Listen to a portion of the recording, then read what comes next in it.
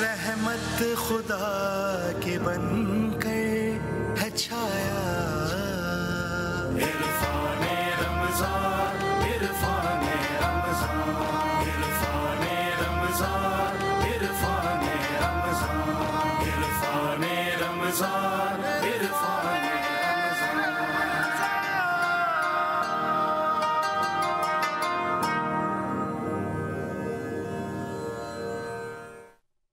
تمام حمد اس اللہ کے لیے جس کی مدح تک بولنے والوں کی رسائی نہیں، جس کی نعمتوں کو گننے والے گن نہیں سکتے، نہ کوشش کرنے والے اس کا حق ادا کر سکتے ہیں۔ درود و سلام ہو محمد و آل محمد پر کہ جو قیامت تک آنے والی عوام الناس کے لیے منارہ نور ہیں، منارہ ہدایت ہیں، اور ہمارا سلام ہو رسول اکرم صلی اللہ علیہ وآلہ وسلم کے ان جان سارا صحابہ و انسات پر کہ جنہوں نے اپنی جانوں کے نذرانے پیش کر کے اس دین اسلام کو سربلند و سرفراز کیا۔ السلام علیکم ناظرین، آپ دیکھ رہے ہیں جی ٹی وی خصوصی نشریات عرفان رمضان، اور میں ہوں آپ کا میزبان ولید شیخ۔ ناظرین، کسی بھی قوم کی عظمت کا اندازہ اس بات سے ہوتا ہے کہ اس کے محروم طبقے کے ساتھ کس طرح کا سلوک روا رکھا جا رہا ہے۔ اور ہم اگر دین اسلام کی بات کریں تو دین اسلام عدل کا دین ہے، مساوات کا دین ہے، مگر ہم اپنے معاشرے کے اوپر نظر ڈالتے ہیں تو ہمیں اس کے برعکس ہی احوال دکھائی دیتا ہے۔ خاص طور پہ قرآن کی کچھ آیاتوں سے سٹارٹ کرنا چاہتا ہوں، کیونکہ آج جس موضوع کو ہم نے چوز کیا ہے گفتگو کرنے کے لیے وہ اس حوالے سے قرآن کی تعلیمات اور احادیث نبوی میں جو کچھ آیا ہے اس سے لگتا یہی ہے کہ ہم بالکل ناآشنا ہیں۔ ارشاد باری تعالیٰ ایک مقام کے اوپر ارشاد ہوا ہے قرآن مجید میں کہ لا اکراہ فی الدین، دین میں کوئی بھی زبردستی نہیں ہے۔ ایک اور مقام پر ارشاد ہوا کہ لکم دینکم ولی دین، تمہارا دین تمہارے لیے ہے اور ہمارا دین ہمارے لیے، یعنی میرا دین میرے لیے ہے۔ رسول اکرم صلی اللہ علیہ وسلم نے ایک مقام پہ فرمایا کہ ایک مسلمان نے، جب ایک واقعہ سامنے آیا کہ ایک مسلمان نے جب ایک اہل کتاب کو قتل کر دیا اور وہ مقدمہ رسول اکرم صلی اللہ علیہ وآلہ وسلم کی خدمت میں لایا گیا، تو آپ نے فیصلہ کچھ یوں فرمایا کہ اہل ذمہ کا حق ادا کرنے کا سب سے زیادہ ذمہ دار میں خود ہوں۔ چنانچہ آپ نے قاتل کے بارے میں، یعنی جو مسلمان قاتل تھا، اس کو قتل کرنے کا حکم صادر فرمایا۔ ایک اور جگہ پہ آپ نے فرمایا کہ جس کسی نے کسی اقلیتی فرد کو قتل کیا وہ جنت کی خوشبو نہیں پائے گا، حالانکہ جنت کی خوشبو 40 برس کی مسافت تک پھیلی ہوئی ہے۔ مگر ان تمام تعلیمات کے باوجود، ان قرآنی آیات کے باوجود، اتنی خوبصورت اسلامی تعلیمات اور احادیث نبوی کے باوجود ہمارا حال کیا ہے؟ صرف اور صرف آپ کے سامنے دو واقعات پیش کرتا ہوں۔ 2023 میں جاڑاوالا میں ایک واقعہ پیش آیا کہ جس کے اندر ایک پوری موب نے، ہزاروں لوگوں نے ایک کرسچن سیٹلمنٹ کے اوپر، جاڑاوالا کے اوپر کے ایک ڈسٹرکٹ میں حملہ کیا، اور جس کے نتیجے میں انہوں نے تقریباً 2 درجن چرچز کو وینڈلائز کیا، 80 سے زیادہ گھروں کو انہوں نے مسمار کرنے کی، ان کو جلانے کی کوشش کی۔ ان گھروں میں صرف اور صرف ایک یعنی کرسچنس ہومز نہیں تھے، بلکہ مسلمانوں سے کے کچھ گھر بھی تھے جن کو انہوں نے نظر آتش کیا۔ اس کے ساتھ ساتھ اس کے اندر 1-2 اسکولز بھی شامل تھے جن کو نظر آتش کیا گیا۔ سرگودا میں 2024 میں ایک ایونٹ آیا جس کے اندر دوبارہ ہزاروں لوگوں نے موب کی شکل میں ایک وائلنٹ جو ہے وہ حملہ کیا، جس کے نتیجے میں گھروں کے اوپر حملہ کیا گیا اور لوگ اس کے نتیجے میں شہید بھی ہوئے۔ تعلیمات سے اسلامی ہمارے سامنے کچھ اور ہے، ہمارا مسلمانوں کا عمل اس کے بالکل برعکس ہے۔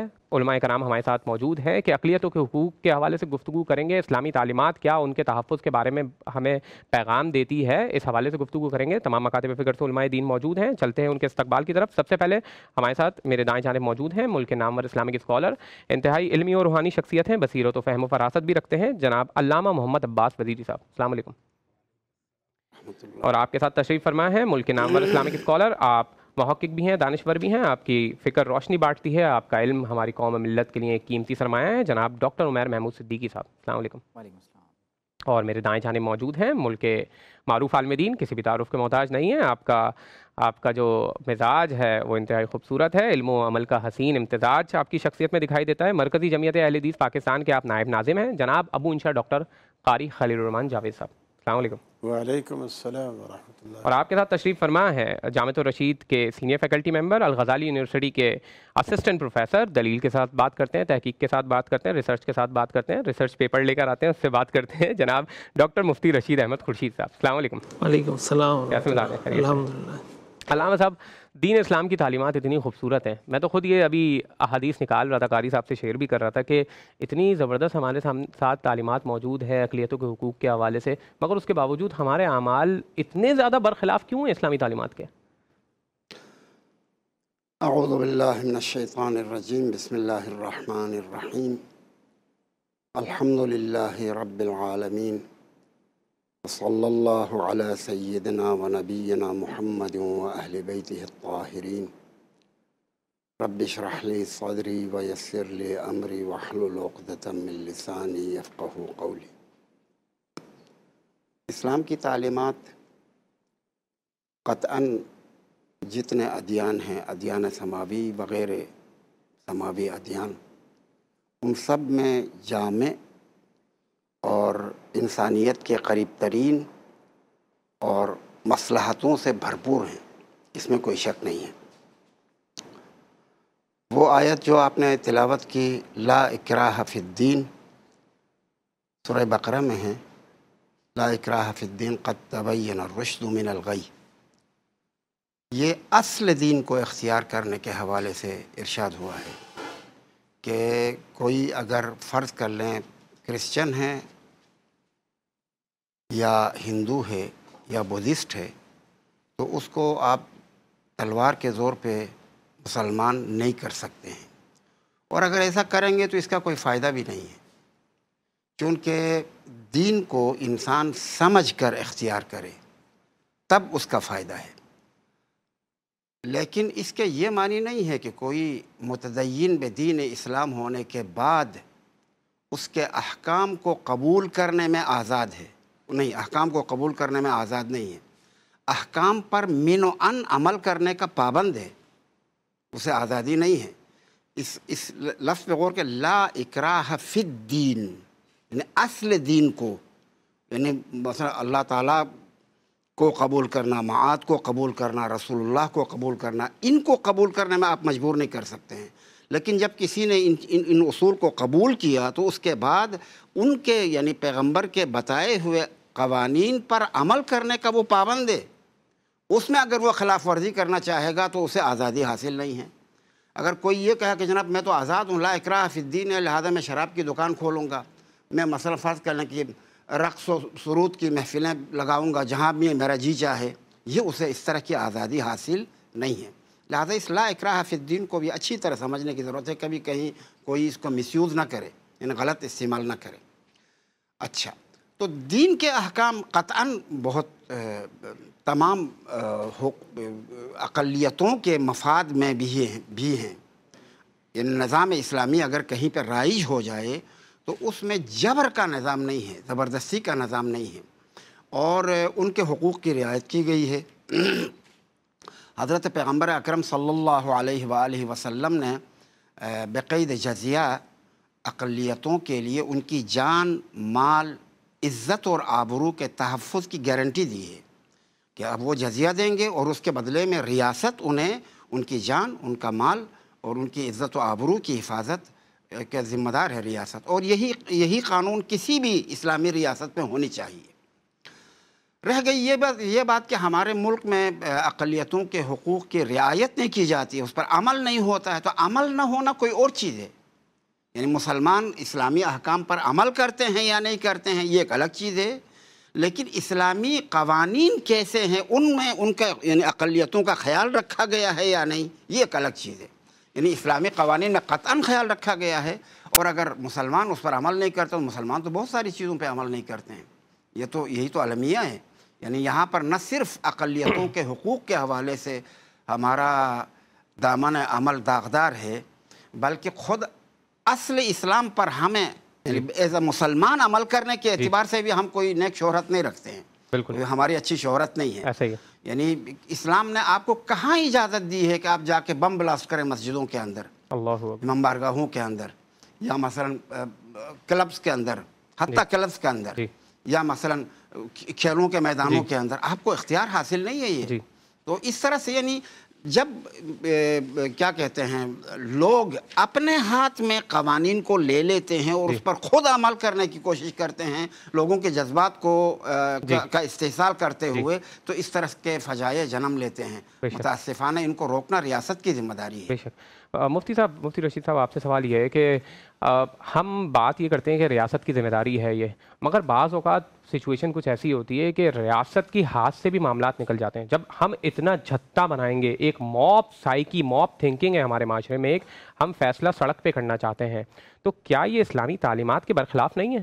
قرآن کریم اور احادیث کا اگر ہم مطالعہ کریں تو اقلیتوں کے حقوق کے حوالے سے بہت واضح تعلیمات ہمارے پاس موجود ہیں، اور خود آئین پاکستان کے اندر اس حوالے سے بڑی واضح رہنمائی موجود ہے۔ قائد اعظم کی جو 11 اگست 1947 کی تقریر ہے، جس کو باقاعدہ 11 اگست کو مائنورٹیز ڈے کے طور پہ پاکستان میں منایا جاتا ہے، تو اس تقریر کے اندر بھی قائد اعظم نے بڑی وضاحت کے ساتھ یہ بات بتائی ہے کہ آپ اپنی مسجد میں جانے میں آزاد ہیں، مندر میں جانے میں آزاد ہیں، اپنا مذہب، جس مذہب کو آپ فالو کر رہے ہیں اس مذہب پر عمل کرنے میں آزاد ہیں۔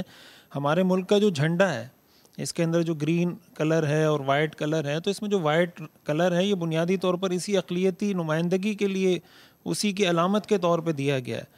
قرآن کریم کے اندر اگر ہم قرآن کریم کا مطالعہ کرتے ہیں تو قرآن کریم میں جو ہمیں آیات ملتی ہیں کہ من قتل نفسا بغیر نفس او فساد فی الارض فکأنما قتل الناس جمیعا، تو اس کا تعلق کسی مومن مسلم کے ساتھ نہیں ہے۔ قرآن کریم میں نفس کا تذکرہ ہے کہ کسی بھی جان کا قتل پوری انسانیت کے قتل کے مترادف ہے۔ اچھا، یعنی وہ صرف مسلمانوں سے نہیں، وہ مسلمان کے ساتھ خاص نہیں ہے، چاہے وہ کوئی کافر ہو، کوئی غیر مسلم ہو۔ ایون کہ قرآن کریم میں ہمیں اس چیز تک سے منع کیا گیا، لا تسبوا الذین یدعون من دون اللہ فیسبوا اللہ عدوا بغیر علم، کہ تم غیر مسلموں کے معبودوں کو بھی برا بلا نہیں کہہ سکتے، تم اس کے لیے بھی کوئی گرے ہوئے گالی کے الفاظ، گھٹیا الفاظ اس کے لیے بھی استعمال نہیں کر سکتے۔ ایسا نہ ہو کہ نتیجے میں وہ معاذ اللہ کے لیے اس طرح کے الفاظ استعمال کرنا شروع کریں۔ اسی طرح کوئی غیر مسلم اقلیت اگر کسی مسلم ملک میں رہتی ہے تو اس کی جان، مال، عزت، آبرو، اس کی ایون کہ اس کو مذہبی آزادی پوری طرح حاصل ہے۔ حدیث میں آتا ہے کہ الخمر لہم کالخل لنا والخنزیر لہم کالشاۃ لنا، کہ ان کے لیے شراب ایسی ہے جیسے ہمارے لیے سرکہ ہے، ان کے لیے خنزیر ایسا ہے جیسے ہمارے لیے بکری ہے۔ فقہاء نے یہ بات تک لکھی ہے کہ اگر کوئی کسی مسلم ملک میں رہنے والے کسی اقلیتی شخص کے خنزیر کو مار دیتا ہے، اس کی شراب ضائع کر دیتا ہے، تو اس کو اس کا تاوان دینا پڑے گا۔ اچھا، یہ تک فقہاء نے لکھا ہے کہ جس طرح کسی مسلمان کی غیبت کرنا جائز نہیں، کسی غیر مسلم اقلیتی فرد کی غیبت کرنا بھی جائز نہیں ہے، اس لیے کہ اس کی عزت کی حفاظت کرنا بھی ہماری ذمہ داری ہے۔ آپ اس سے اندازہ لگائیں، مسیلمہ کذاب جس نے اس وقت رسول اللہ صلی اللہ علیہ وسلم کے دور میں نبوت کا دعویٰ کیا، اس کے کچھ لوگ سفیر بن کر حضور علیہ الصلاۃ والسلام کے پاس آئے، تو حضور علیہ الصلاۃ والسلام نے ان سے پوچھا کہ کیا تم اس بات کی گواہی دیتے ہو کہ میں اللہ کا رسول ہوں؟ تو انہوں نے مسیلمہ کذاب کے بارے میں، وہ جھوٹا نبی جو تھا، اس کے بارے میں کہنا شروع کیا معاذ اللہ کہ وہ نبی ہے۔ تو رسول اللہ صلی اللہ علیہ وسلم نے یہ فرمایا کہ اگر میں سفیروں کو قتل کرنے والا ہوتا تو میں تمہیں قتل کروا دیتا، لیکن سفیروں کو میں قتل نہیں کرتا۔ حضرت عبداللہ ابن مسعود رضی اللہ تعالیٰ عنہ فرماتے ہیں وہاں سے یہ سنت جاری ہوئی کہ کسی ملک کا سفیر، غیر مسلم ملک کا سفیر اگر آپ کے پاس آیا ہوا ہے، کوئی ڈپلومیٹ ہے، تو آپ اس کو قتل نہیں کر سکتے۔ یہ ہمارے ہاں بہت بڑا المیہ ہے، بہت بڑا المیہ ہے کہ ایک کسی دوسرے ملک کا کوئی انجینئر یہاں پہ آیا ہوا ہے، کام کر رہا ہے، کسی دوسرے ملک کا ڈپلومیٹ یہاں پہ آیا ہوا ہے، کام کر رہا ہے، تو ان پہ حملے کرنا یا ان کو نقصان پہنچانے کی کوشش کرنا، اس کی نہ اسلام اجازت دیتا ہے، نہ آئین پاکستان اجازت دیتا ہے۔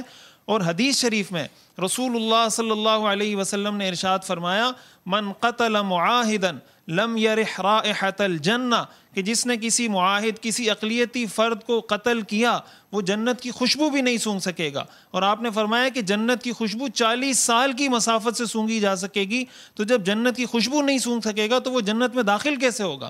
قرآن کریم میں اللہ تعالیٰ نے جو ارشاد فرمایا کہ لا تأکلوا اموالکم بینکم بالباطل، کہ ایک دوسرے کا مال ناجائز طریقے سے کھانے کی اجازت نہیں، تو کسی غیر مسلم اقلیتی فرد کا اس کے مال پر قبضہ کرنا، اس کو مالی طور پہ نقصان پہنچانا، اس کی بھی شریعت کے اندر اجازت نہیں ہے۔ تو ہمارے ہاں یہ جو رویہ رکھا جاتا ہے، بعض اوقات اچھا ایسا بھی نہیں ہے, یہ بات بھی میں عرض کروں کہ بعض واقعات یقیناً ہوتے ہیں جو نہیں ہونے چاہیے, لیکن بعض اوقات اس طرح کا چہرہ پیش کیا جا رہا ہوتا ہے کہ شاید پاکستان کے اندر اقلیتوں کے ساتھ بہت زیادہ ظلم ہو رہا ہے اور ان کے اوپر بہت زیادہ یقیناً واقعات ہوتے ہیں, اور اس کی جتنی مذمت کی جائے کم ہے, شریعت اس کی ہرگز اجازت نہیں دیتی, ہرگز حوصلہ افزائی نہیں کرتی.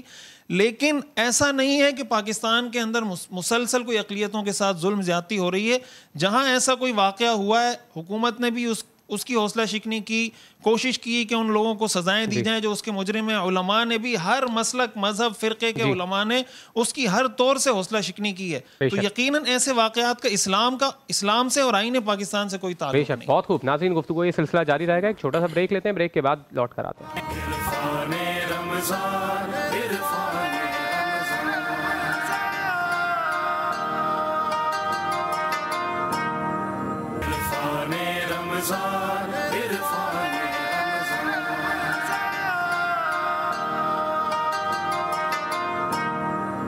السلام علیکم ناظرین, جی ٹی وی خصوصی نشریات عرفان رمضان میں ایک بار پھر خوش آمدید. ہمارے ساتھ ملک کے نامور اسلامک اسکالر ابو انشا ڈاکٹر قاری خلیل الرحمان جاوید صاحب موجود ہیں. ڈاکٹر صاحب, آپ سے سوال یہ ہے کہ اگر فار ایگزامپل کوئی ایونٹ ہو جائے ملک سے باہر, اور یا فار ایگزامپل کوئی ایک کمیونٹی ہے اور اس کمیونٹی کے کسی ایک فرد نے کوئی توہین کر دی, کوئی جرم کر دیا, تو کیا مسلمانوں کے اوپر اب یہ فرض ہو جاتا ہے کہ وہ ان کی عزت و تکریم نہ کریں, ان کے اوپر یہ جائز ہو جاتا ہے کہ وہ بدلہ لیں پوری کمیونٹی سے؟ کیا اسلامی تعلیمات میں ایسا کچھ ہمیں ملتا ہے؟ اس کے لیے اسلام نے عدالتی ایک نظام رکھا ہے. اصل میں لوگ آپے سے باہر اس لیے ہو جاتے ہیں کہ عدالتیں انہیں انصاف نہیں دیتی, جرم کو جرم نہیں سمجھتی, مجرم کو کچھ لے دے کے فارغ کر دیا جاتا ہے. ایسے کیسز بہت سارے ہو چکے ہیں. باقاعدہ یہ نہیں کہ صرف فارغ کیا گیا, انہیں باحفاظت طریقے سے ملک سے باہر بھیجا گیا. تو جب لوگ یہ دیکھتے ہیں کہ جی اگر ہم ایسا کریں گے تو آگے نتیجہ کچھ بھی نہیں نکلے گا, تو وہ قانون کو خود ہاتھ میں لینا شروع کر دیتے ہیں. یہ صحیح رویہ ہے, صحیح نتیجہ یہ صحیح نہیں ہے. لیکن یہ قصور عوام کا نہیں, یہ قصور ریاست کا ہے کہ یہ تو اسے یہ موقع ہی نہیں دینا چاہیے تھا. مجھے جب میرا حق مل گیا, مجھے میرا انصاف مل گیا, تو میں سڑک پہ نکلوں گا ہی نہیں. میں تو بلکہ حکومت کا شکریہ ادا کروں گا, ان عدالتوں کا شکریہ ادا کروں گا. ابھی ہم تھوڑی دیر پہلے جیسے ڈاکٹر صاحب بھی کہہ رہے تھے, سارے کہہ رہے تھے, یہ اتنا بڑا المیہ بن چکا ہے کہ آج ہم پاکستان میں تقریباً ہر چینل پہ علماء بیٹھ کے تقریباً ہر سال, ہر مہینے, ہر ہفتے اقلیتوں کے حقوق پہ بات کرتے ہیں. لیکن دنیا کے کسی ملک میں مسلم کمیونٹی کے بارے میں, ان کے حقوق کے بارے میں کہیں بات ہوتی ہے؟ کہیں نہیں ہوتا. تو کیا مسلم اس دنیا کا حصہ نہیں ہے؟ یعنی ساری دنیا کے قوانین ہم پر لاگو ہوتے ہیں کہ ہم اس کو چومیں, اس کو پیار کریں, اس کے سر پہ ہاتھ پھیریں, اس کو پانی پلائیں, اس کو روٹی کھلائیں, اس کو بستر دیں. باقی لوگوں کا مسلمانوں کے لیے کوئی فرض نہیں بنتا کہ یہ بھی ایک جیتی جاگتی مخلوق ہے. تو جب آپ کسی کو جو عزت دیں گے, جو تکریم دیں گے, جو سلوک کریں گے, آگے پھر وہ جو انتقامی جذبات ہیں وہ پھر اسی طرح ابھرتے ہیں. مگر پروگرام ہوتے ہیں, مگر اس کی تاثیر کہاں ہوتی ہے معاشرے میں؟ ہوتی ہے. اب تاثیر آپ لیں گے تو وہ تاثیر ہوگی. اب دیکھیں, وہ مسلمان نہیں لے رہے نا پروگرامز کے باوجود. نہیں لیتے ہیں, دوسرے نہیں لے رہے. اب آپ دیکھیے کہ فلسطین میں جو کچھ ہو رہا ہے مسلمان کر رہے. دنیا کے کسی خطے میں کسی نے آواز اٹھائی ہے کہ ایک یعنی غیر مسلموں نے اٹھائیے, غیر مسلموں نے کیا اٹھائی ہے, اور اس کا کیا نتیجہ نکلا ہے؟ مسلمانوں سے زیادہ اٹھائی ہے. نہیں, اس کا کیا نتیجہ نکلا؟ ہاں, نتیجہ نہیں نکلا. پھر جیسے ہمارے پروگرام کا وہ پھر ہم یہی کہیں گے کہ گویا یہ جو کچھ آواز اٹھائی گئی ہے یہ کوئی خاص کوڈ تھے جس کا مطلب یہ تھا کہ ہم پریشر ڈالیں گے, لیکن پریشر ہوگا نہیں. تم اس سے کچھ نہیں سمجھنا, تم کچھ جیسے آپ درخواست لے کر جاتے ہیں اور وہ آرڈر کر دیتا ہے کہ اس کو تعینات کرو اور مجھے رپورٹ کرو. آگے جب درخواست جمع کراتے ہیں وہ نہ آرڈر ہوتا ہے, نہ رپورٹ ہوتی ہے, نہ کچھ ہوتا ہے, نہ اس کی تعیناتی ہوتی ہے, وہ کوڈ ورڈ الگ ہوتے ہیں. تو یہ اس کوڈ ورڈ میں جو احتجاج ہو رہے ہیں یا آواز اٹھائی جا رہی ہے اس کا کوئی فائدہ نہیں. دیکھیے سیدنا فاروق اعظم رضی اللہ تعالیٰ عنہ کے دور خلافت میں ایک جگہ ان کو ضرورت پیش آئی کہ فوج ہمیں فلاں سرحد پر چاہیے، فوج کی کمی پڑ گئی. مسلمانوں نے آپس میں مشورہ کیا اور حضرت امیر المومنین کو مشورہ دیا کہ جی یہ جو فلاں علاقے میں اقلیتی علاقہ ہے اور وہاں ہماری فوج کافی تعینات ہے اور وہاں کوئی جنگ ونگ تو ہو نہیں رہی، تو آپ اس فوج کو بلا کر اس سرحد پہ بھیج دو جہاں ضرورت ہے. تو امیر المومنین نے وہ فوج بلا لی. بلانے کے بعد اس سال کا جو جزیہ تھا جو انہوں نے وصول کیا تھا ٹیکس، وہ سارے کا سارا ان کو واپس کر دیا کہ جب ہم آپ کی حفاظت پر اپنی فوج معمور نہیں کر سکتے تو آپ سے ٹیکس لینا ہمارا حق نہیں بنتا. ہم ٹیکس اسی لیے لے رہے ہیں. تو کیا آج کسی بھی ملک میں اب پاکستانیوں پر اتنا بڑا یعنی ایک داغ لگتا ہے کہ جی یہ واحد قوم ہے جو ٹیکس نہیں دیتی، جی یہ نان فائلر لوگ ہیں. حالانکہ ہم میں بے شک وہ نان فائلر بھی ہوں، ہر نان فائلر بھی دنیا کی ہر چیز پر ٹیکس پے کر رہے ہیں. وہ دال خریدنے بھی جائے تو اس پہ ٹیکس دے کے آتا ہے، ایک دوائی پوسٹان کی گولی بھی لینے جائے تو اس پر بھی ٹیکس پے کر کے آتا ہے. ہر چیز، پھر بھی ہم نان فائلر ہیں. ہر چیز میں ہم ٹیکس ادا کرنے کے باوجود ہم نان فائلر ہیں. تو جب آپ لوگوں کے جو جذبات ہیں ان کی قدر نہیں کریں گے اور ان کو سراہیں گے نہیں کہ واقعی یہ بھی ملک کے باسی ہیں اور ملک سے محبت کرتے ہیں اور یہ بھی ایک قوم ہے، جب تک آپ تسلیم نہیں کریں گے تو وہ آپ کو اس کا کوئی بھی رزلٹ اور نمونہ نہیں دیں گے. بے شک تناؤ پیدا ہوگا اور تنگی پیدا ہوگی اور اس کے نتیجے میں ظاہر سی بات ہے کچھ رویے پیدا ہوں گے معاشرے کے اندر. ناظرین ایک چھوٹا سا بریک لیتے ہیں، بریک کے بعد لوٹ کر آتے ہیں. عرفان رمضان، عرفان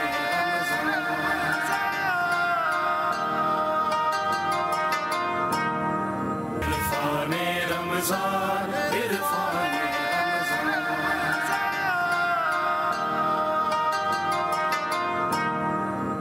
خوش آمدید ناظرین، پروگرام میں ایک بار پھر خوش آمدید. ہمارے ساتھ ملک کے نامور محقق موجود ہیں ڈاکٹر عمیر محمود صدیقی صاحب. ڈاکٹر صاحب، اقلیتوں کے حقوق کے حوالے سے ہم بات کر رہے ہیں. ہمارے معاشرے میں اقلیتوں کے خلاف نفرت انگیز رویوں کی وجوہات کیا ہیں؟ اس کے سد باب کے لیے کیا اقدامات کیے جا سکتے ہیں؟ کیونکہ خاص طور پہ ہمارے معاشرے میں قرآن کی آیات، احادیث نبوی پیش کر کے وائلنس کو جسٹیفائی کیا جاتا ہے.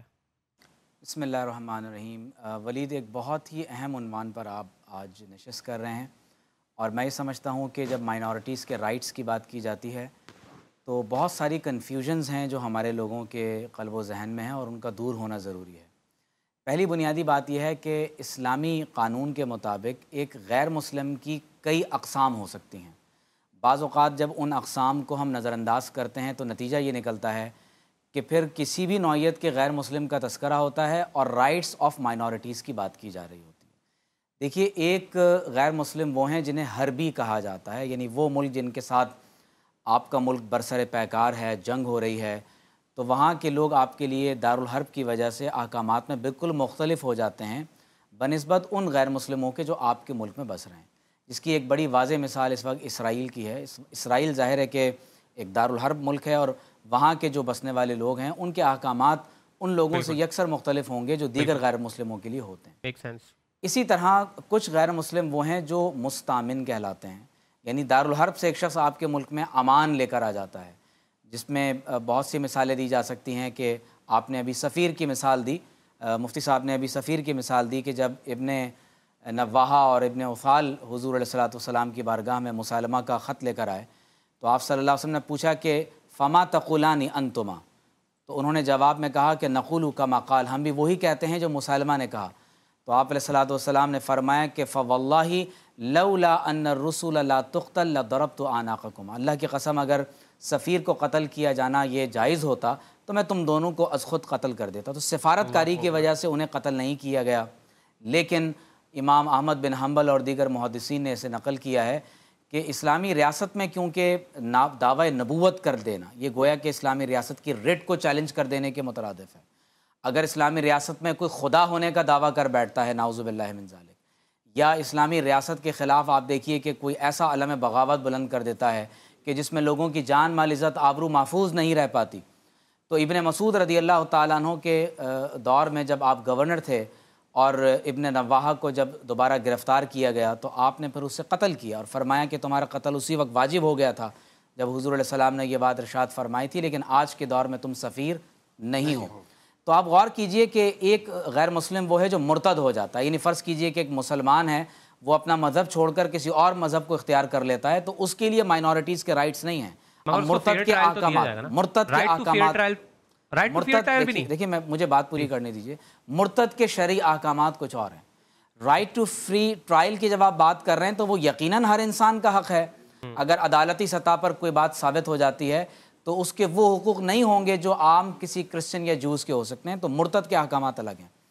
اس پوری تمہید کے بعد یہ بات ہمیں سمجھ لینی چاہیے کہ پاکستان کا آئین بھی آرٹیکل 20 اور 22 میں جب فنڈامنٹل رائٹس کی بات کرتا ہے تو مائنورٹیز کے رائٹس کی بات کی گئی ہے، لیکن یہ بات ہمیشہ یاد رکھ لیجئے کہ کوئی بھی رائٹ اور فریڈم کبھی بھی ایبسولوٹ نہیں ہوتا۔ پاکستان کے قوانین میں بھی اور اسلامی قوانین میں بھی جب اقلیتوں کے حقوق کی بات کی جاتی ہے یا ذمیوں کے حقوق کی بات کی جاتی ہے تو وہ سبجیکٹ ٹو لا ہے، وہ سبجیکٹ ٹو مورالٹی ہیں اور وہ سبجیکٹ ٹو پبلک آرڈر ہیں۔ ایک ایبسولوٹ فریڈم کا تصور دنیا کے کسی معاشرے میں نہیں ہوتا۔ اسلامی قانون میں ذمیوں کے لیے اقلیت کی یا مائنورٹیز کی اصطلاح استعمال نہیں ہوتی ہے، انہیں ذمی کہا جاتا ہے، یعنی وہ اہل الذمہ ہیں کہ جس طرح سے ہر ملک میں ٹیکسیشن کا ایک نظام ہوتا ہے تو غیر مسلم اسلامی ملک میں جزیہ کی رقم چاہے وہ 48 دراہم ہو، وہ 24 دراہم ہو یا 12 دراہم ہو، تو ہر شخص اپنی استعداد کے مطابق وہ ریاست کو ایک ٹیکس دیتا ہے جو ریاست ان کے اوپر متعین کرتی ہے۔ تو آپ غور کیجئے کہ اس کے بدل میں ریاست ان کی جان مال عزت آبرو کی حفاظت کا ذمہ لے لیتی ہے۔ اس لیے ایک حدیث میں ہے کہ دمہ کا دمینا، کہ غیر مسلم ذمی کا خون ایسا ہی ہے جیسے ہمارا خون ہے، اور اس کی جان ایسا ہی ہے جیسے ہماری جان ہے، اس کا مال ایسا ہی ہے جیسے ہماری یعنی مال کی حفاظت ہے۔ حضرت سیدنا امیر المومنین عمر فاروق رضی اللہ تعالیٰ عنہ نے اپنے عہد مبارک میں دیکھا کہ ایک یہودی بازار میں کشکول ہاتھ میں لیے بھیک مانگ رہا ہے، تو آپ نے اس سے پوچھا کہ تم بھیک کیوں مانگ رہے ہو؟ اس نے کہا کہ میں بوڑھا ہو گیا ہوں اور میرے پاس اب جزیہ کی رقم ادا کرنے کے لیے پیسے نہیں ہیں، تو میں بھیک مانگ رہا ہوں تاکہ جزیہ کی رقم ادا کر کے لوگوں کو میں اس کے بعد ریاست کے حوالے کروں۔ تو آپ رضی اللہ تعالیٰ عنہ نے فرمایا کہ ہم نے تمہارے ساتھ انصاف نہیں کیا، تم جوانی کے اندر یہ جزیہ کی رقم ادا کرتے رہے ہو، اب بڑھاپے میں ہم تمہیں جزیہ کی رقم ادا کرنے کے لیے بھیک نہیں مانگنے دیں گے۔ آپ نے اس کا کشکول اس سے واپس لیا، اس کی فیملی کا ریاستی سطح پر بیت المال سے آپ نے باقاعدہ اس کے لیے ایک وظیفہ مقرر کیا۔ قرآن مجید کی جو آیات پیش کی گئی ہیں، لا اکراہ فی الدین لکم دینکم ولی دین، آپ غور کیجئے اسلام میں فورس کنورژن نہیں ہے۔ اسلامی قانون کے مطابق کسی بھی ملک میں رہنے والے ایک غیر مسلم شہری کے لیے سب سے پہلا اور بنیادی حق اس کی جان کی حفاظت ہے، اس کی مال کی حفاظت ہے، اس کے مذہب کی اس طور پر حفاظت ہے کہ اس کی عبادت گاہوں کو منہدم نہیں کیا جائے گا، اور وہ اسلامی ریاست میں رہتے ہوئے اس بات میں مکمل آزاد ہوگا کہ وہ اپنے مذہب پر جس طرح چاہے ریاست کے قانون کے تحت وہ عمل کر سکتا ہے۔ اب آپ غور کیجئے کہ حضور علیہ الصلوۃ والسلام جب مدینہ طیبہ میں میثاق مدینہ کی صورت میں ایک معاہدہ فرما رہے ہیں تو اس میں واضح طور پر لکھا ہوا ہے کہ لِلْيَهُودِ دِينُهُمْ وَلِلْمُسْلِمِينَ دِينُهُمْ، یہودیوں کے لیے ان کا دین ہے اور یہود کے لیے ان کا دین ہے، لیکن اس میں یہ بھی لکھا ہوا ہے کہ اگر ان دونوں کے مابین کوئی اختلاف اور جھگڑا پیدا ہوگا تو آخری فیصلہ محمد رسول اللہ صلی اللہ علیہ وآلہ وسلم فرمائیں گے۔ اسلام میں فورس کنورژن کی کوئی اجازت نہیں ہے، کسی شخص کو فورسفلی کنورٹ نہیں کیا جائے گا۔ اور میں آپ کو یہ بتاؤں کہ میں نے پورے پاکستان میں اسلامی نظریاتی کونسل کے رکن کی حیثیت سے پاکستان میں کراچی سے لے کر کشمیر اور کیلاش تک کے لوگوں کو انٹرویو کیا ہے، اور ایک چپڑاسی سے لے کر قومی اسمبلی کے رکن تک کو انٹرویو کرنے کے بعد ہم اس نتیجے پر پہنچے ہیں کہ پاکستان میں غیر مسلم اقلیتیں مکمل آزاد ہیں، انہیں ان کا مذہب تبدیل کرنے پر کوئی مجبور نہیں کیا جاتا۔ آپ ڈھیرکی میں چلے جائیں، ستو سترام داس کا مندر آپ دیکھیں، پورے پاکستان میں آپ کو شاید اتنی بڑی کوئی مسجد نظر نہیں آئے گی، اتنا بڑا مندر وہاں پر موجود ہے، اور سینکڑوں کی ہزاروں کی تعداد میں وہاں پر یاتری آتے ہیں۔ اور پاکستان نے جس طرح آپ دیکھیے کہ سکھوں کا جو گوردوارہ کرتارپور کی راہداری کے بعد کھولا ہے، تو واضح طور پر یہ معلوم ہوتا ہے کہ پاکستانی ریاست نے غیر مسلم اقلیتوں کو ہر طرح کا تحفظ فراہم کیا ہے، لیکن اس کے بدلے میں ہم یہ ڈیمانڈ کرتے ہیں کہ غیر مسلم اقلیتیں اگر اسلامی شعار کا کی تعظیم اور توقیر نہیں کر رہی تو کم از کم توہین کا ارتکاب نہ کریں. اور ہمارے ہاں یہ قوانین مکمل طور پر لاگو ہیں اور موجود ہیں. اور یہاں پر ایک بات کی میں ضرور مذمت کرنا چاہوں گا کہ بعض اوقات کچھ لوگ اپنے ذاتی جھگڑوں کو بنیاد بنا کر، بالکل ایسا ہوتا ہے، ذاتی جھگڑوں کو بنیاد بنا کر کسی بھی غیر مسلم اقلیت پر کبھی توہین کا الزام ڈال دیتے ہیں. میں یہ سمجھتا ہوں کہ موب لنچنگ کے واقعات ہوں، کسی پر جھوٹا توہین رسالت کا الزام لگا دینا ہو، اس کی علماء بھی مذمت کرتے ہیں. لیکن جو کرنے کا کام ہے وہ یہ ہے کہ جب تک آپ ایسے لوگوں کو جو واقعتاً ایسے جرم کا ارتکاب کرتے ہیں توہین رسالت کے جرم میں سزا نہیں دیں گے، اور وہ لوگ جنہوں نے جھوٹا الزام لگا کر کسی کو قتل کر دیا انہیں بھی عدالت عبرت کا نشان نہیں بنائے گی. دونوں سطح پر مجرموں کو سزا دینے کی ضرورت ہے. مجھے آپ بتائیے کہ جن لوگوں نے سیالکوٹ میں پریانتھا کمار کو قتل کیا تھا، ہمارے ہاں ریاستی سطح پر ایسے لوگوں کو عملاً سزا کا نفاذ نہیں ہو رہا. جنہوں نے جڑاں والا واقعے میں یا کسی کرسچن چرچ پہ بم دھماکہ کیا ہے ان کو عملی سزا دی جائے، وہ دہشت گرد ہیں. اور وہ لوگ جو ان کے ساتھ کھڑے ہو کر موب لنچنگ کے بعد لاشوں کو ننگا کر کے جلانے کے بعد ویڈیوز بنا رہے ہیں، اللہ تبارک و تعالیٰ کی ایسے لوگوں پر لعنت ہو. یہ اسلام نہیں ہے. لیکن آن دا ادر ہینڈ میں آپ کو یہ بتاؤں کہ پاکستان میں جب نعوذ باللہ من ذالک کوئی مسلمان مرتد ہو کر یا کوئی غیر مسلم نعوذ باللہ من ذالک حضور علیہ الصلوۃ والسلام کی توہین کرتا ہے یا قرآن مجید کی توہین کا ارتکاب کرتا ہے تو آپ دیکھیے کہ پھر ایسے لوگوں کے لیے ہیومن رائٹس کے کمیشن بن جاتے ہیں اور ان لوگوں کو پروٹیکٹ کرنے کے لیے باقاعدہ کمیشنز بنائے جاتے ہیں. تو میں یہ سمجھتا ہوں کہ دونوں سطح پر عدل کے نفاذ کی ضرورت ہے، چاہے وہ اکثریت کے حقوق ہوں چاہے وہ اقلیت کے حقوق ہوں. جب تک آپ عدل کا نفاذ نہیں کریں گے آپ حقیقی معنی میں دین کی تعلیم تک نہیں پہنچ سکے. بہت ہی خوبصورت پیغام ڈاکٹر صاحب کی طرف سے. ناظرین ایک چھوٹا سا بریک لیتے ہیں، بریک کے بعد دوبارہ حاضر ہیں. عرفان رمضان عرفان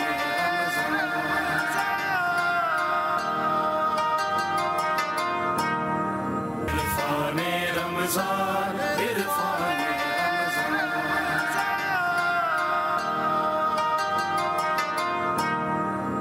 خوش آمدید ناظرین، جی ٹی وی خصوصی نشریات عرفان رمضان میں ایک بار پھر خوش آمدید. چلتے ہیں سوالات کی طرف. آپ یہ سیگمنٹ ہمارا سوالات جوابات کا ہے. آپ کے اسکرینز پر ہمارے فون نمبرز آ رہے ہیں، آپ ڈائل کر سکتے ہیں، ہمارے پروگرام میں شامل ہو سکتے ہیں. چلتے ہیں واٹس ایپ کے سوالات کی طرف. بسم اللہ. میرا علماء اکرام کی بارگاہ میں یہ سوال ہے کہ کیا انجیکشن سے روزہ ٹوٹ جاتا ہے یا نہیں؟ انجیکشن سے روزہ ٹوٹ جاتا ہے یا نہیں مفتی رشید صاحب؟ دیکھیے مسام کے ذریعے جو چیز جسم میں جاتی ہے تو اس کے ذریعے روزہ نہیں ٹوٹتا، تو اس لیے انجیکشن وغیرہ کے ذریعے بھی روزہ نہیں ٹوٹتا. بعض علماء کے نزدیک ٹوٹ جاتا ہے. بعض علماء کے نزدیک ٹوٹ جاتا ہے. ٹھیک ہے، نیکسٹ کوشچن کی طرف بڑھتے ہیں. بسم اللہ. جیسے سفر میں کہا جاتا ہے کہ بھائی اجازت ہے کہ آپ سفر میں بھلے روزہ چھوڑ دیں اور پھر جب رمضان گزر جائے تو پھر وہ روزے جو ہے ہم کمپلیٹ کر لیں جو ہم نے سفر کے دوران چھوڑ دیے. تو کیا یہ کمپلسری ہے، اینی ہاؤ ہمیں روزہ چھوڑنا ہی ہے سفر کے دوران، بھلے آج کے دور کا سفر ہو، یا اگر ہم رکھ سکتے ہیں تو ہم روزہ رکھ لیں؟ ٹھیک ہے قاری صاحب. اگر آپ کو سہولت ہے اور آپ سمجھ رہے ہیں کہ سفری صعوبت نہیں ہے اور بعد میں بھی رکھنے پڑیں گے تو آپ رکھ لیجئے. یہ فرض نہیں ہے کہ سفر میں روزہ رکھنا ہی حرام ہے، یہ حکم نہیں ہے. بس شریعت نے آپ کو ایک رعایت دی ہے، آپ اگر اس رعایت سے فائدہ اٹھاتے ہیں اور کبھی تکلیف محسوس کرتے ہیں تو آپ اس رعایت سے فائدہ اٹھائیے. ہاں ولید، میں اس میں ایک چیز ایڈ کر دوں کہ جس طرح انجیکشن کا کہا کہ کیونکہ اس میں اہل علم کا اختلاف ہے تو بہتر پھر یہی ہے کہ بہت کوئی ایسی ضرورت پیش آ جائے کہ ڈاکٹر آپ کو بتا رہا ہے تو آپ روزہ ضرور اپنا افطار کر لیجئے، انجیکشن لگوا لیں، لیکن بعد میں پھر آپ اس روزے کو قضاءً رکھ لیں. اور دوسری ایک امپورٹنٹ بات یہ ہے کہ جو سفر اگر سفر شرعی ہے تو اس صورت میں روزہ ترک کرنے کی رخصت ہے، اجازت ہے، لیکن قرآن مجید میں اللہ نے آگے فرمایا وَأَن تَصُومُوا خَيْرٌ لَكُمْ، اگر تم روزہ رکھ لو تو زیادہ بہتر ہے. تو لیکن شرعاً اجازت ہے، اگر کوئی حالت سفر میں روزہ رخصتاً ترک کرنا چاہتا ہے تو گنتی بعد میں پوری کر لیں. ہمارے ہاں یہ سفر میں روزہ رکھنا عزیمت ہے، رخصت نہیں ہے. اگر وہ روزہ رکھے گا تو اس کا روزہ شمار نہیں ہوگا. اچھا، حرام نہیں ہوگا لیکن شمار نہیں ہوگا، اسے پھر رکھنا ہوگا، اس لیے اس کو نہیں رکھنا چاہیے. ٹھیک ہے، سب کے موقف ہمارے سامنے آ گئے. ایک اور لائیو کال کی طرف بڑھتے ہیں. بسم اللہ. السلام علیکم. السلام علیکم. ہلو. السلام علیکم جی، کون سے آپ کہاں سے بات کر رہے ہیں؟ سر میری عرض یہ ہے NFT ٹریزر کے حوالے سے میں نے سوال کیا تھا جی. میں حافظ عباس ہی بول رہا ہوں. NFT ٹریڈنگ کے حوالے سے سوال کر رہے ہیں آپ؟ جی اس کے حوالے سے میں سوال کر رہا ہوں, اس پر کیا ورک کرنا جائز ہے یا ناجائز ہے؟ کیونکہ یہ میں بہت لوگ کام کر رہے ہیں, میں اس لیے پوچھ رہا ہوں کہ کیا حرام میں تو وہ مبتلا نہیں ہے؟ NFT ٹریڈنگ کے حوالے سے آپ کا سوال ہے, رائٹ جی. یہ کون سی ٹریننگ ہوتی ہے؟ دیکھیں یہ NFT یہ بنیادی طور پہ ہوتا یہ ہے کہ کسی بھی چیز مثلا کوئی تصویر ہے, کوئی آرٹ ہے, کوئی کیلیگرافی ہے, اس کو کوئی بناتا ہے ڈیجیٹل, اور پھر اس کے بعد کوئی بھی مختلف چیزوں کے NFT بنتے ہیں. ٹریجر NFT کا خاص طور ہاں ٹریجر NFT کا ہی میں بتا رہا ہوں. تو ان NFTs کو نا بعد میں بیچا جا رہا ہوتا ہے. یہ جو ٹریجر NFT ہے اس پر ہم نے اب تک جو ریسرچ کی ہے, جو ہماری معلومات ہیں, تو اس کے اندر دھوکہ اور فراڈ بہت ہے. وہ اس لیے کہ ٹریجر NFT کی آپ ویب سائٹ پر اگر جائیں تو جو NFT آپ لے رہے ہوتے ہیں یا سیل کر رہے ہوتے ہیں اس کی ٹوکن ID وہاں پہ شو نہیں ہو رہی ہوتی. اچھا آپ جب اس کی ویب سائٹ پہ جائیں گے وہاں پہ ٹوکن ID ہوگی, یہاں نہیں ہوگی, یہاں ہوگی, وہاں نہیں ہوگی. پھر جب آپ سیل کرنے جا رہے ہوتے ہیں تو آپ اس کو سیل کر دیتے ہیں, وہ سیکنڈوں کے اندر آپ کے اکاؤنٹ میں ڈالر بڑھ جاتے ہیں. کچھ اتا پتہ نہیں ہوتا خریدنے والا کون ہے, بیچنے والا کون ہے, یہ بھی نہیں پتا ہوتا کہ آپ نے جو NFT بیچی ہے اس کی ٹوکن ID کیا ہے. تو اس لیے ہماری جو ریسرچ ہے, ہمارے ساتھیوں نے جو اس پہ کام کیا ہے, تو اس میں ہمیں تو فراڈ اور دھوکہ ہی زیادہ نظر آتا ہے. اس لیے ہم لوگوں, اور شرعی اعتبار سے بھی جب آپ کو یہ پتہ نہیں ہے کہ آپ کیا چیز بیچ رہے ہیں, کس کو بیچ رہے ہیں, کچھ اتا پتہ نہیں ہے, تو شرعی اعتبار سے بھی اس طرح کا معاملہ کرنا ٹھیک نہیں ہے. ایک اور لائیو کال ہمارے ساتھ موجود ہے. السلام علیکم. جی السلام علیکم. وعلیکم السلام جی. کون صاحب کہاں سے بات کر رہے ہیں؟ میں اسلام آباد سے ملک ظفر بول رہا ہوں. جی ملک ظفر صاحب. ہلو. جی فرمائیے گا ظفر صاحب, فرمائیں. جی میں نے یہ سوال کرنا تھا علماء کرام سے کہ ہماری جو مسجد ہے, جامعہ مسجد اسلام آباد میں, وہ ایک سرکاری مسجد ہے, ٹھیک ہے جی, ٹھیک ہے, اور اس میں جو امام مسجد ہیں وہ سرکاری ملازم ہیں, اور وہ پچھلے 2 سال سے ریٹائرڈ ہو چکی ہیں, اور جو دوسرے امام صاحب ہیں ان کا جاب لیٹر ان کے پاس پڑا ہوا ہے, اور وہ مسلح دے نہیں رہے, ان کی جگہ ان کو دے نہیں رہے, صرف لالچ کے چکر میں, کیونکہ مسجد کے ساتھ 10 مرلے کا گھر ہے جس میں ان کی رہائش ہے, وہاں پہ پانی, بجلی, گیس ہر چیز فری ہے. کیا میں پوچھ سکتا ہوں کہ ہماری ان کے پیچھے نماز جائز ہے, پڑھنا جائز ہے شریعت حوالے سے؟ ٹھیک ہے قاری صاحب, اس حوالے سے آپ نے سوال تو آئی تھنک.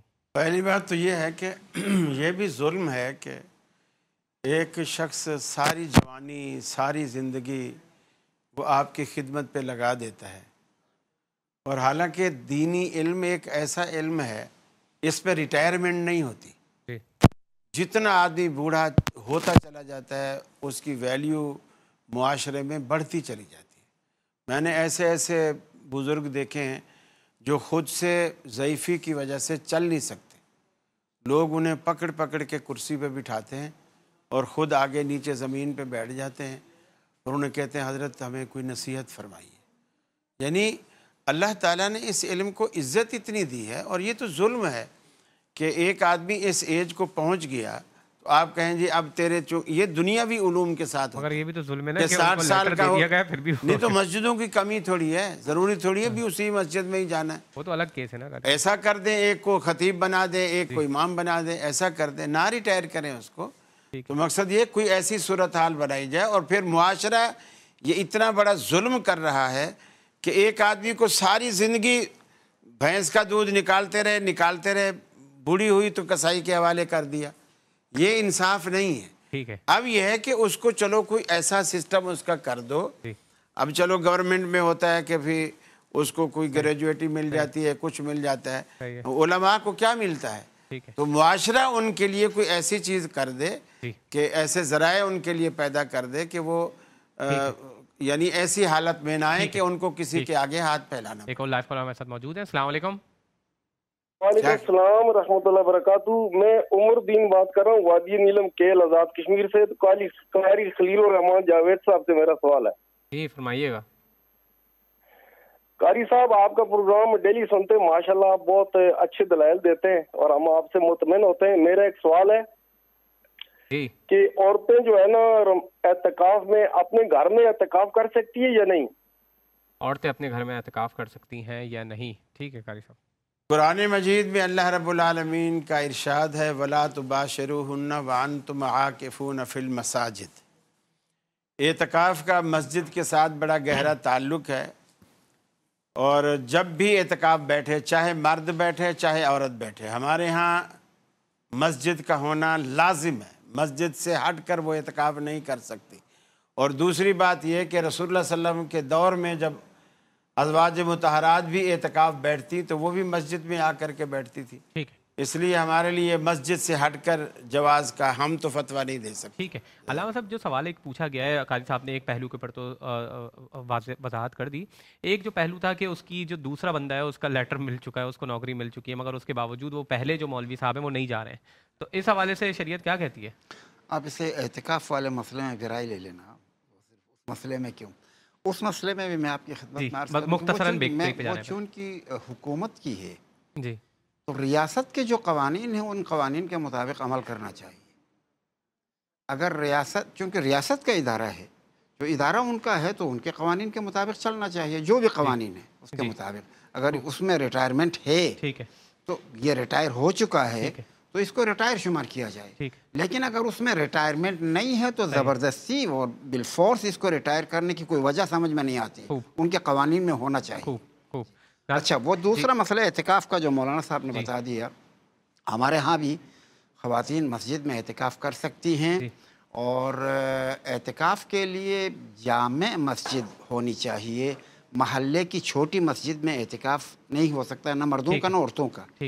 خواتین اعتکاف کر سکتے ہیں، ہمارے پاس احادیث صحیحہ سے ثابت ہے کہ زمانہ رسول اللہ میں بھی خواتین اعتکاف میں بیٹھتی تھی۔ ناظرین ایک چھوٹا سا بریک لیتے ہیں ڈاکٹر صاحب، بریک کے بعد آپ کی طرف آ رہا ہوں۔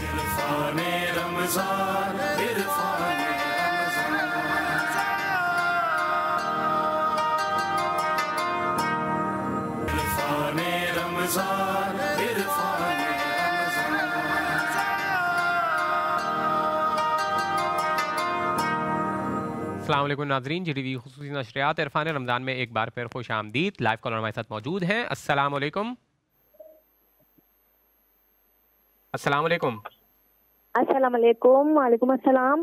جی بہن، کہاں سے بات کر رہی ہیں؟ کون بات کر رہی ہیں؟ جی میں بھائی نام آباد سے بات کر رہی ہوں، شمع نام ہے میرا۔ میں یہ کہہ رہی ہوں کہ رمضان کے اس مبارک مہینے میں جو یہ اسکیموں وغیرہ کے آتے ہیں، یہ حکومت کی طرف سے آئے، شہباز شریف کی طرف سے غریب اور بیوہ یتیموں کے لیے، تو وہ جو فنڈ وغیرہ آیا ہے اور یہ جو زمینی خدا بن کے بیٹھے ہوئے ہیں ادارے والے، کسی کو بھی نہیں دے رہے، تو اس کے لیے شریعت کیا کہتی ہے جو یہ غریبوں کا حق مار رہے ہیں، جبکہ اس مہینے میں تو غریبوں کی مدد کرنی چاہیے۔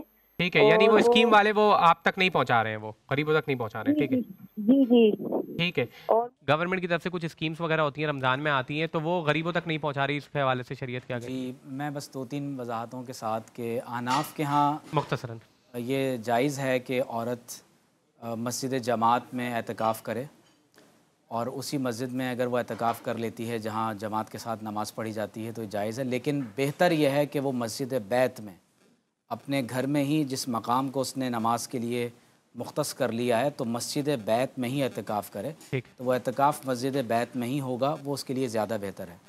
دوسری بات یہ کہ آپ نے جو سوال کیا کہ ایک صاحب نے پوچھا کہ اسلام آباد میں گورنمنٹ آفیسر ہیں اور وہ مسجد میں امامت کرتے رہے، ہوتا یہ ہے کہ جب ایک گورنمنٹ آفیسر کسی ایک پوسٹ کو چھوڑتا ہے تو اس کے بعد جو نئی اپوائنٹمنٹ ہوئی ہے وہ آدمی آ کر وہاں اپنی خدمات کو سر انجام دیتا ہے۔ تو میں یہ گزارش کروں گا کہ صرف مسجد ہی نہیں بلکہ جہاں کہیں بھی گورنمنٹ آفیسرز ایک طویل مدت تک 20-25 برس تک ایک گھر کے اندر رہے ہیں، اب حکومت پاکستان ایک اور فرد کو یہ ذمہ داری سونپ دینا چاہتی ہے، تو گویا کہ اگر اس گھر کو خالی نہیں کیا جائے گا تو یہ دوسرے شخص کی حق تلفی کی جا رہی ہے، اس کے حق کو مارا جا رہا ہے۔ جب ہم ایک طرف یہ دیکھ رہے ہیں کہ ایک اور عالم اتنے برس وہاں پر خدمت سر انجام دے چکا ہے، تو یہ بھی دیکھا جائے کہ ایک اور شخص جو اب وہاں پر آنا چاہتا ہے اسے بھی موقع دیا جائے۔ اور دوسری اس میں بات یہ ہے کہ جب کبھی بھی حکومت اس طرح کی کسی پوسٹ پر کسی کو ڈیزگنیٹ کرتی ہے تو باقاعدہ ایک معاہدہ اس کے اوپر کیا جاتا ہے، اس پہ دستخط لیے جاتے ہیں، اور ریٹائرمنٹ کے بعد بھی کچھ مراحت ہیں جو دی جاتی ہیں، تو گویا کہ یہ اس معاہدے کی بھی خلاف ورزی ہے۔ تو میں یہ گزارش کروں گا کہ اگر بالفرض وہ امام صاحب یہ بات سن رہے ہیں تو انہیں چاہیے کہ وہ یہ حق تلفی نہ کریں، اپنے معاہدے کی پاسداری کریں۔ اور تیسری بات جو آپ نے اسکیم کے حوالے سے کہی، اگر واقعتاً یہ کوئی فراڈ نہیں ہے، یہ کوئی حکومت کی طرف سے کوئی باقاعدہ اسکیم ہے جو شروع کی گئی ہے، تو یہ ایک امانت ہے، اور قرآن مجید نے کہا ہے کہ ان اللہ یأمرکم ان تؤدوا الامانات الی اہلھا، تو اس امانت کو ذمہ داران کو چاہیے کہ ان لوگوں کے سپرد کر دیں جو اس کے اہل ہیں، ورنہ عند اللہ ان کی گرفت ہوگی۔ خوب، ایک اور لائیو کالر ہمارے ساتھ موجود ہیں۔ السلام علیکم۔ السلام علیکم۔ جی السلام علیکم. وعلیکم السلام. جی کون صاحب کہاں سے بات کر رہے ہیں؟ میں حسین بات کر رہا ہوں. ابھی تو میں سعودیہ میں ہوتا ہوں لیکن میں ویسے منصورہ سے ہوں. جی فرمائیے گا سر. جی میرا مفتی رشید صاحب سے سوال ہے کہ یہ جو منت مانی جاتی ہے تو میرے والد صاحب نے ایک بیل مانا تھا لیکن ابھی تک دیا نہیں ہے, تو کیا اس کی جگہ ہم پیسے دے سکتے ہیں؟ منت مانگی جاتی ہے. آپ کے والد صاحب نے کیا منت مانگی تھی؟ جی کیا کس والد صاحب نے کوئی منت مانگی تھی وہ ابھی تک پوری نہیں کی ہے؟ نہیں پوری نہیں کی. انہوں نے کہا تھا کہ میں بیل یا یعنی دوں گا یا ذبح کر کے یا زندہ, لیکن ابھی تک دیا نہیں ہے. تو کیا اس کی جگہ ہم پیسے دے سکتے ہیں یا بیل ہی لینا پڑے گا؟ ٹھیک ہے ٹھیک ہے, بہت شکریہ مفتی رشید صاحب. جی قیمت ادا کر سکتے ہیں, یعنی اگر نظر مانی ہے اور بکرے کی یا کوئی بھی ایسی جانور کی نظر اس کی قیمت بھی ادا کر دیں تو نظر پوری ہو جائے گی. ویسے بہتر یہ ہے کہ جس طرح نظر مانی گئی ہے اور جس چیز کی مانی گئی ہے وَلْيُوفُوا نُذُورَهُمْ, تو وہ نظر اسی طرح پوری کریں. جی ٹھیک ہے, بہت شکریہ. ایک اور لائیو کالر موجود ہیں. السلام علیکم. واٹس ایپ کے سوالات کی طرف بڑھتے ہیں. بسم اللہ. کہ نماز جنازہ پڑھانے والے کے لیے کن مسائل کا جاننا ضروری ہے, اور دوسرا نماز جنازہ کے فرائض اور واجب اور سنتیں کیا ہیں, کیا ہر آدمی نماز جنازہ پڑھا سکتا ہے, اس کے لیے کن مسائل کا جاننا ضروری ہے, اور ساتھ ہی ساتھ اگر وہ نماز بھی پڑھانا چاہے تو اس کے لیے کیا مسائل ہیں. قاری صاحب پوری فقہ پڑھائیں ابھی بیٹھ کے یہاں.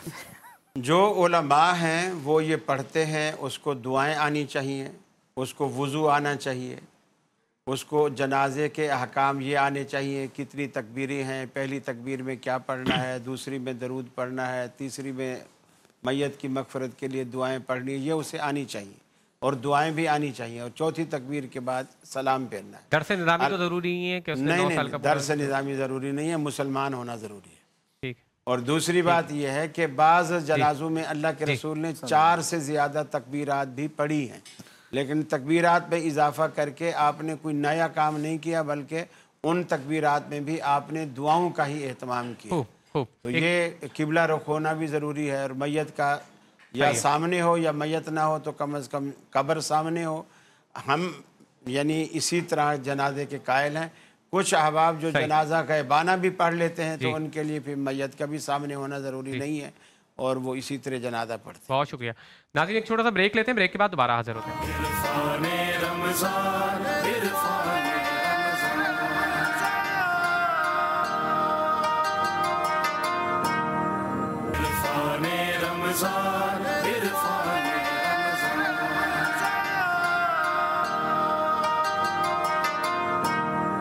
خوش آمدید ناظرین, پروگرام میں ایک بار پھر خوش آمدید. چلتے ہیں لائیو کالز کی طرف. السلام علیکم. جی وعلیکم السلام.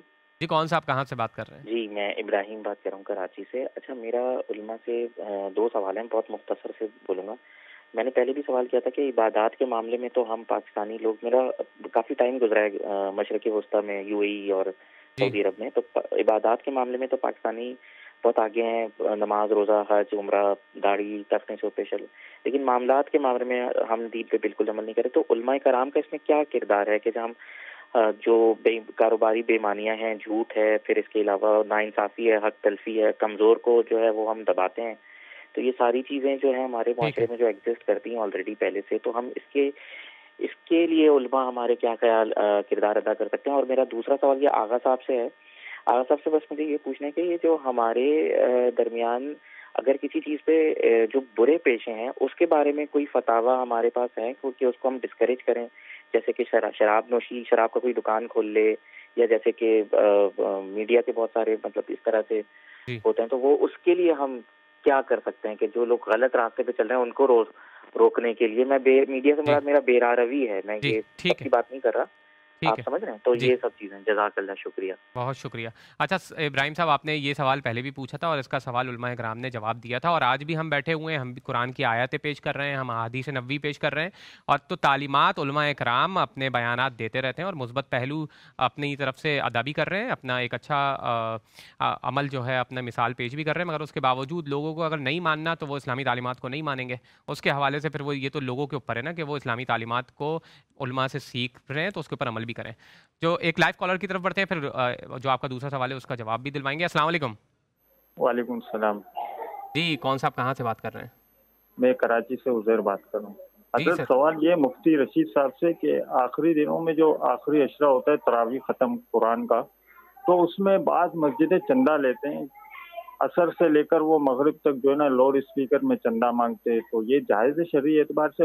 اور دوسری سوال یہ ہے کہ اکثر جو ہے نا بعض مساجدوں میں صلاۃ پڑھتے ہیں, اذان کے وقت صلاۃ پڑھتے, تو روزہ کھولنے اور بند کرنے میں تو صلاۃ کو فالو کرے یا اذان کو فالو کرے؟ ٹھیک ہے, بہت شکریہ. علامہ صاحب, جو سب سے پہلے ابراہیم صاحب نے جو سوال پوچھا ہے کہ وہ سوال اس حوالے سے تھا کہ خاص طور پہ جو برے شعبے ہیں اس حوالے سے اسلامی تعلیمات کیا کہتی ہیں, جیسے شراب نوشی وغیرہ اس ٹائپ کے شعبے جو اختیار کیے جاتے ہیں, شراب وغیرہ بیچنا فروخت کرنا, اس حوالے سے وہ معاشرے میں ختم نہیں ہو رہی, معاشرے میں وہ ابھی تک رائج ہے. میں سمجھا ہی نہیں یہ سوال. جو برے شعبے ہیں, برے شعبے مثلا کیا؟ شراب فروخت کرنا. شراب فروخت کرنا, ٹھیک ہے. یہ شراب فروخت کرنا تو کسی فقہ میں جائز نہیں ہے, کسی بھی فقہ میں جائز نہیں ہے کہ شراب, چونکہ شراب اسلام میں حرام ہے اور حرام چیزوں کو فروخت کرنا بھی حرام ہے, اس لیے یہ تو مسلم ہے.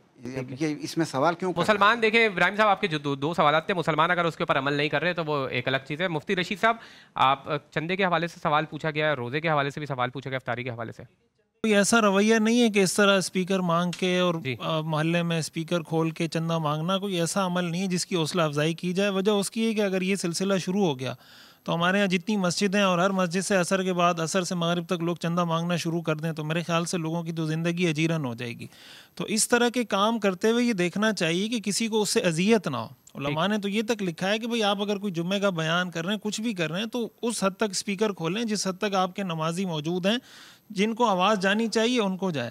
تو اس لیے اس طرح کا جو رویہ ہے میں تو اس کو ہرگز مناسب نہیں سمجھتا. اس سے ظاہر ہے کہ لوگوں کو تکلیف ہوگی. ہاں, آپ جمعے کی نماز میں کوئی ایسا موقع ہو, لوگوں کو ترغیب دے دیں, پھر جس نے چندہ دینا ہوگا وہ آپ کو چندہ آ کے دے دے گا. اور روزہ افطاری سے متعلق جو پوچھا, دیکھیں اس کا تعلق وقت کے ساتھ ہے. روزہ کی افطاری کا تعلق اذان کے ساتھ بھی نہیں ہے, صلاۃ و سلام کے ساتھ بھی نہیں ہے. روزہ کا تعلق ہے غروب آفتاب کے ساتھ.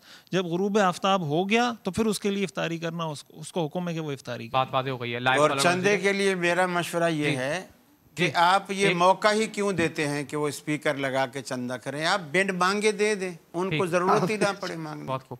ایک لائیو کالر موجود ہے. السلام علیکم. السلام علیکم. السلام علیکم. وعلیکم السلام. جی کون صاحب کہاں سے بات کر رہے ہیں؟ جی میں حنزلہ مدثر بات کر رہا ہوں لاہور سے. جی مدثر صاحب فرمائیے. ہیلو.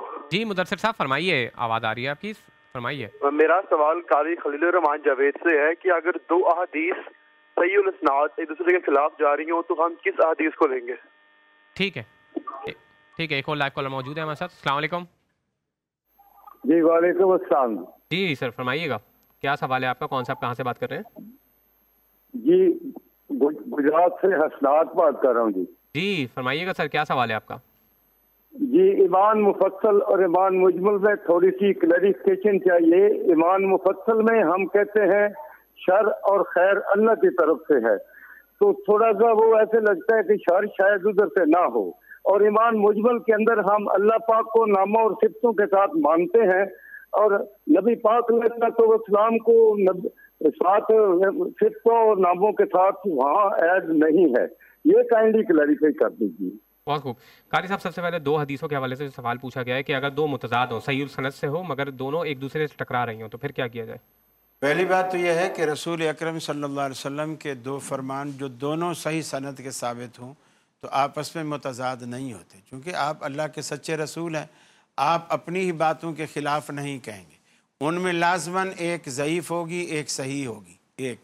اور اگر بفرض محال کہ وہ دونوں روایات سند کے اعتبار سے, محدثین کے اعتبار سے صحیح ہیں اور وہ بظاہر ہمیں متضاد لگ رہی ہیں, تو پھر یقیناً ان میں تطبیق کی کوئی شکل ہوگی. یعنی ہم ان دونوں کو سامنے رکھ کر ایک ایسا مفہوم نکالیں گے کہ جو اس پر بھی عمل ہو جائے گا, اس پر بھی عمل ہو جائے گا. اور اگر ایسا بھی ممکن نہ ہوا تو پھر ہم کہیں گے دونوں جائز ہیں.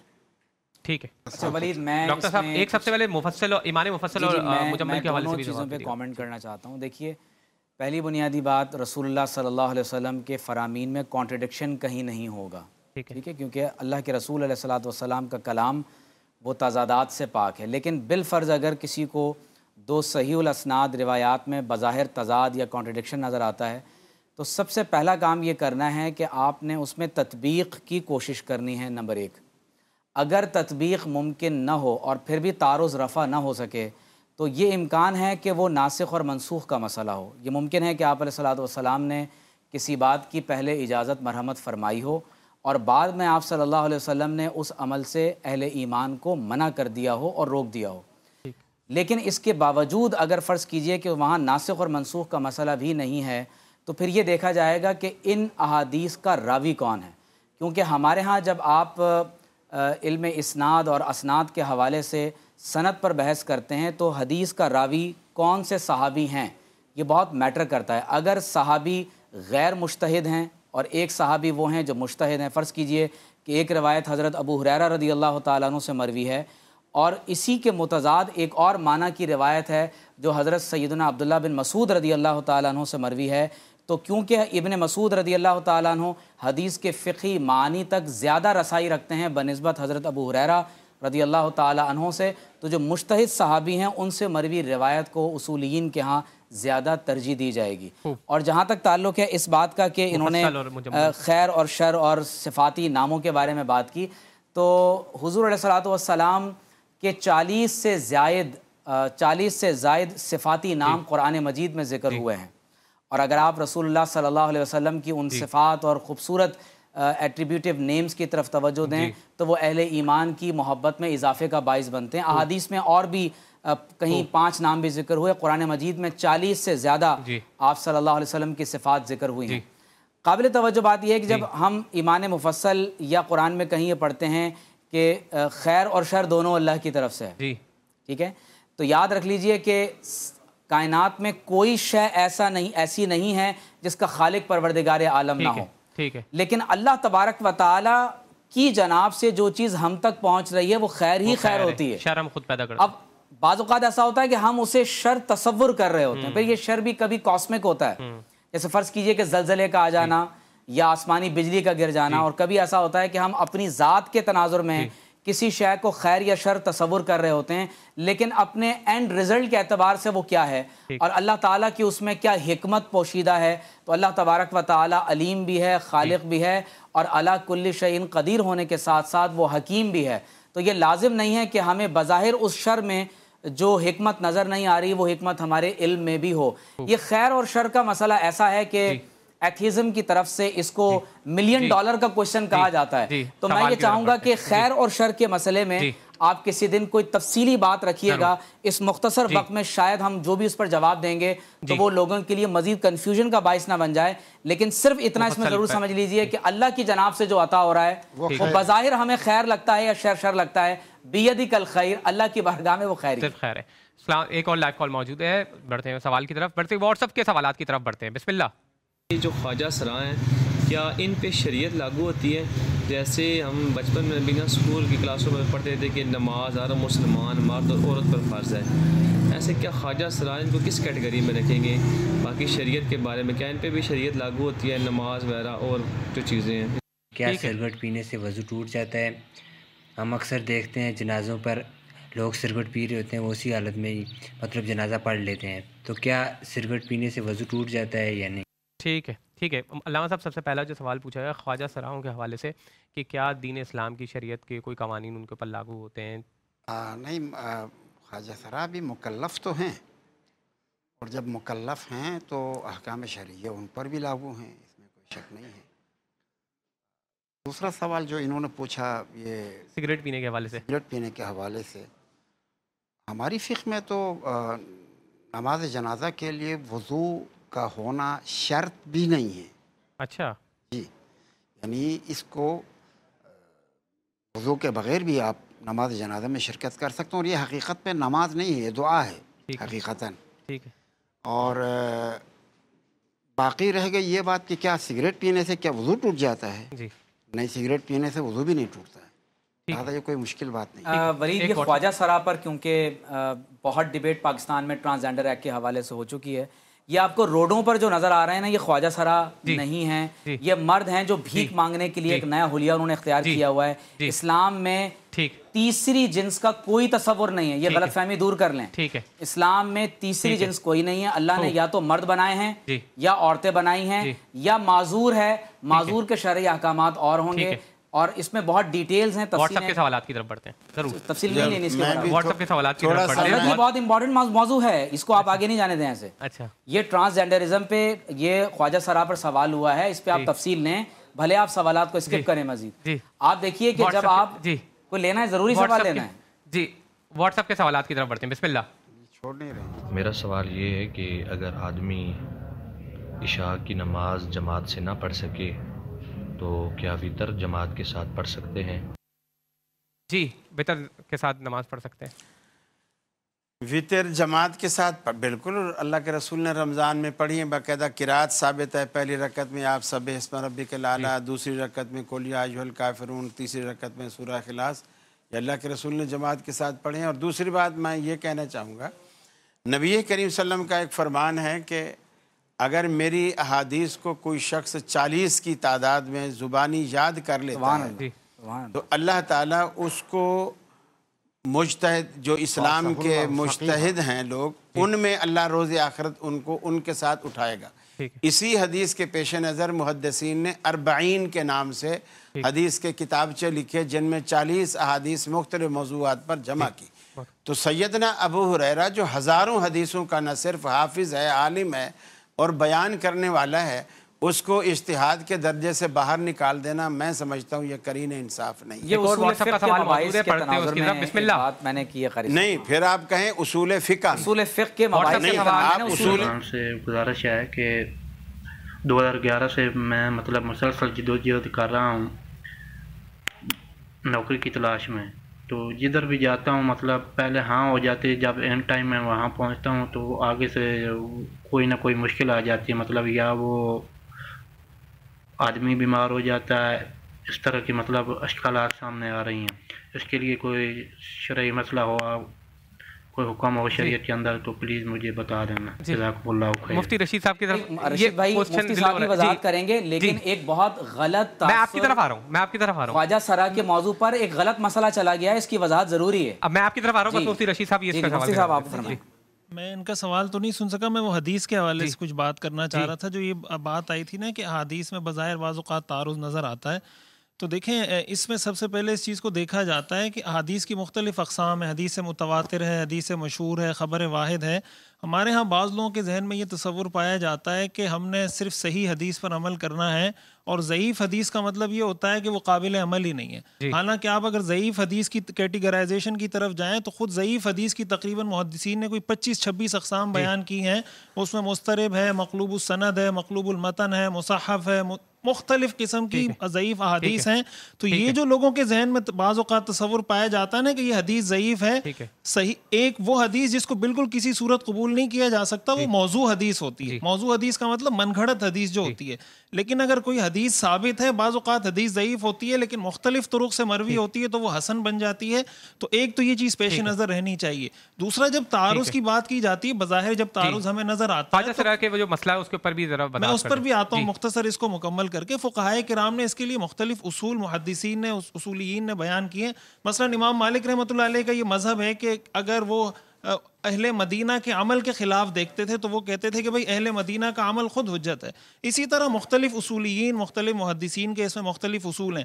اس لیے میں یہ عرض کروں گا کہ یہ عام آدمی کا کام نہیں ہے فیصلہ کرنا، کہ عام آدمی یہ فیصلہ کرنے بیٹھ جائے۔ خود اس چیز کو بھی دیکھا جاتا ہے کہ اگر کسی صحابی نے کوئی روایت نقل کی ہے، خود اس کا عمل اس روایت کے خلاف تو نہیں ہے، خود اس صحابی کا فتویٰ اس روایت کے خلاف تو نہیں ہے۔ یہ کیسے ہو سکتا ہے کہ ایک صحابی کسی روایت کو نقل بھی کر رہے ہیں، پھر اس کے خلاف فتویٰ بھی دے رہے ہیں، اس کے خلاف عمل بھی کر رہے ہیں؟ تو بہت ساری چیزوں کو دیکھنا چاہیے اور علماء سے اس پہ رہنمائی اور مشورہ لینا چاہیے۔ سوال پوچھا گیا تھا کہ نوکری نہیں مل رہی ہے، جہاں پہ بھی جاتے ہیں وہاں پہ کوئی نہ کوئی رکاوٹ آ جاتی ہے، کیا مسئلہ ہے یہ؟ بس دیکھیں، اس کے لیے تو دعاؤں کا اہتمام کرنا چاہیے، اور جو مسنون دعائیں ہیں صبح شام کی، اس کا اہتمام کرنا چاہیے۔ اللہ تعالیٰ سے دعا ہر چیز کا حل ہے، تو باقی زندگی کے اندر مشکلات آتی ہیں، کبھی انسان کے لیے راحتیں اور آسانیاں ہوتی ہیں، کبھی مشکلات ہوتی ہیں، تو اس طرح کے حالات سے مایوس نہیں ہونا چاہیے. لوگ اس طرح کی چیزوں کو ہمیشہ عملیات کی طرف لے جاتے ہیں، کسی نے جادو کر دیا ہے، کسی نے جن بھوت، ان چکروں میں جتنا آپ پڑھیں گے اتنا آپ پہ ان چیزوں کا اثر زیادہ ہوگا. کوشش کریں جو مسنون چیزیں قرآن حدیث سے ہمیں معلوم ہے اس پر عمل کریں، اللہ سے مانگیں، اور کوئی تکلیف آ رہی ہے صبر کریں، مانگتے رہیں، اللہ مسائل حل کرے گا. ڈاکٹر صاحب ہمارے پاس لاسٹ 30 سیکنڈ سے خواجہ سرا کے حوالے سے میں اس پہ ڈیٹیل میں تو نہیں جا سکتا، لیکن میری رائے یہ ہے کہ یا تو ایسا سوال نہ لیا جائے کہ جو بہت ہی ایک حساس قسم کا سوال ہو اور ایک کم معلومات لوگوں تک پہنچے. اس کا نتیجہ یہ نکلتا ہے کہ لوگ پھر اپنے اپنے گمان کے مطابق عمل کر رہے ہوتے ہیں. خواجہ سرا کے حوالے سے بس میں صرف اس پہ اتنا کہوں گا کہ ٹرانسجینڈر ایکٹ کے حوالے سے جو تفصیلی فیصلہ فیڈرل شریعت کورٹ کے آیا ہے، اگر کسی کو دلچسپی ہے تو وہ تفصیلی طور پہ اس کا مطالعہ کرے. میں میری بھی تحریریں ہیں، لیکن موجودہ دور میں جو آپ کو روڈوں پر خواجہ سرا نظر آ رہے ہیں وہ جینون ٹرانسجینڈرز یا خنثی نہیں ہیں جن کے شرعی احکامات احادیث اور فقہی کتابوں میں منقول ہیں. خوب ناظرین، ایک چھوٹا سا بریک لیتے ہیں، بریک کے بعد دوبارہ حاضر ہوتے ہیں.